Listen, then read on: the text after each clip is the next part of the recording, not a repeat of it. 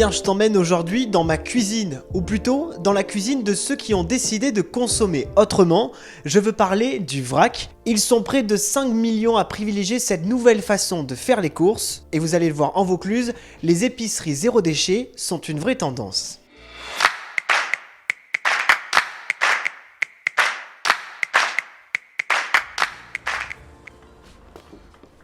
Des pâtes. Alors en plus c'est un vrac, mais surtout local, puisque ça c'est Lazaretti qui est à Entraigues, sur la Sorgue.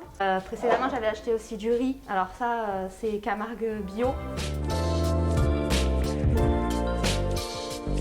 Les enfants en fait ils commencent à s'y mettre, ils me voient faire différemment en fait. Avant quand je rentrais des courses, comme tout le monde j'avais les gros sacs et c'était pendant 10 minutes on vidait les sacs, on enlevait les cartonnettes, les suremballages.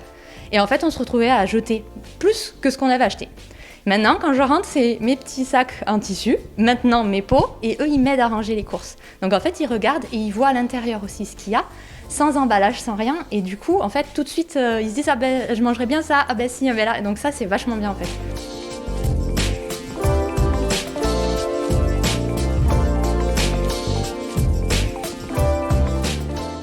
On fait ça pour que les gens mettent le pied à l'étrier et passent sur une consommation zéro déchet, quoi. On voulait consommer local, on voulait consommer responsable, sauf qu'on avait eu 2 petites filles et qu'on avait de moins en moins de temps pour faire le tour des producteurs, pour aller à l'épicerie vrac. Et donc du coup, on a eu cette idée comme ça en se disant ce serait quand même top s'il pouvait exister un magasin qui fasse un service de drive et qui nous permette de consommer en vrac, local et des produits sains. Le constat, c'est qu'aujourd'hui, si vous avez envie de sauter le pas et de consommer en vrac, en fait, c'est relativement compliqué. Déjà, il faut avoir un commerce qui propose du vrac. Il faut avoir ses propres contenants. Il faut les transporter à chaque fois. Ça pèse lourd en général, c'est du verre. Alors, vous pouvez faire avec des sacs, mais il faut les laver. Donc, tous les inconvénients, on va dire, de la consommation en vrac, on va les gérer pour vous. C'est-à-dire qu'on vous met à disposition les contenants, on les nettoie, on les range pour vous, vous n'avez rien à faire, juste de faire vos courses comme d'habitude et de nous les ramener une fois que c'est terminé.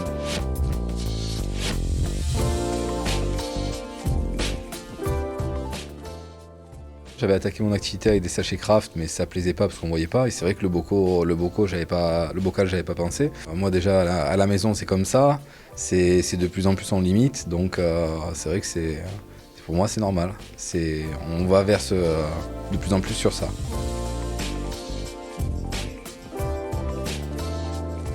Le vrac, c'est déjà réduire les emballages et les suremballages qu'on peut retrouver beaucoup dans la grande distribution. Consommer les quantités qu'on a besoin uniquement. C'est pour nous aussi des produits de qualité, des produits majoritairement bio, des produits bruts aussi, pas transformés en fait.